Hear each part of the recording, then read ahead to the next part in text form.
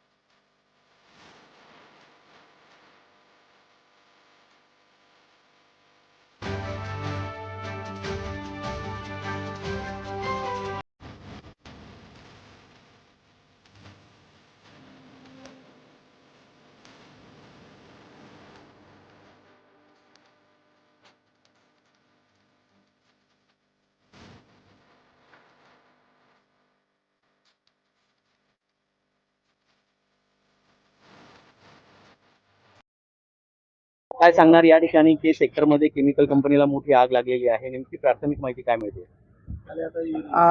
येथे आर्यवर्त केमिकल्स या एमआयडीसी मधल्या एका कंपनीला आग लागलेली आहे। येथे तात्काळ सर्व यंत्रणा उपस्थित झालेली आहे। डिझास्टर मॅनेजमेंटची यंत्रणा असेल, अग्निशमन यंत्रणा असेल, एमआयडीसीची यंत्रणा असेल, ह्या सर्व यंत्रणा येथे उपस्थित झालेल्या आहेत।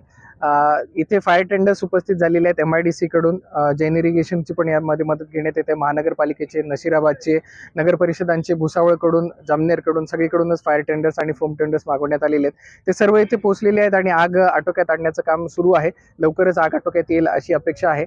येथे कुठल्याही प्रकारची जीवितहानी झालेली नाही आहे सध्या तरी मिळालेल्या माहितीनुसार। सर्व जे काम करणारे लोक होते त्यांना इव्हॅक्युएट वेळीच करण्यात आलेलं आहे। वित्तहानी किती झाली आणि आगीचं लागण्याचं काय कारण होतं याबाबतची माहिती घेण्यात येत आहे आणि लवकरच आग आटोक्यात आल्याच्या नंतर बाकीच्या ज्या सर्व डिझास्टर मॅनेजमेंटशी रिलेटेड आणि बाकी पण ज्या एन्क्वायरीज आहेत त्या सगळ्या एन्क्वायरीज करण्यात येतील। केमिकल कंपनी आहे त्याला फायर सेफ्टीचा कुठलाही पाईप्स वगैरे नसल्याचं प्राथमिक माहिती आता सध्या आपला फोकस आग विझवण्यावरती आहे आणि त्याच्यानंतर या सगळ्या गोष्टींचं ऑडिट आपण एमआयडीसी कडून पण करून घेऊ आणि त्याच्यामध्ये काय लॅप्सेस असतील तर त्याबद्दलची पूर्ण कारवाई करण्यात येईल। कंपनी कशाची होती आणि आगीचं कारण प्राथमिक काय सांगितलं जातं? प्राथमिक कारण अजूनही लक्षात आलेलं नाहीये। जे इथे काम करत होते त्यांच्या म्हणण्यानुसार शॉर्ट सर्किट हे एक संभाव्य कारण असू शकतं।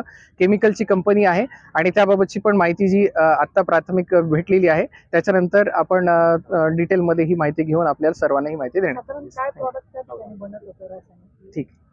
मग काय सांगणार या ठिकाणी एमआयडीसी कंपनीला आग लागलेली, तुम्ही प्रशासनाची चर्चा केलेली आहे काय?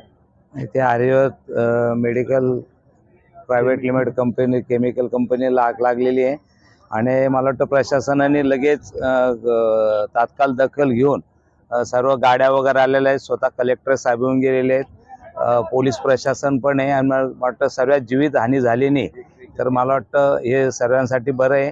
जे काही नुकसान झालेलं आहे ते केमिकल असल्यामुळे आग विझवण्याच्या आटोक्यात येते, पण नक्कीच ज्या काही क्युरी असतील की आम्ही वारंवार सांगतोय की महापालिकेच्या माध्यमातून अजून नवीन फायरच्या गाड्या आल्या पाहिजेत, त्याचा आम्ही पाठपुरावा करतोय। की जेणेकरून MIDC मध्ये 2 गाड्या उभ्या राहिल्या तर लवकरात लवकर मदत होऊ शकते. हा भविष्यात आम्ही तो प्रयत्न करणार.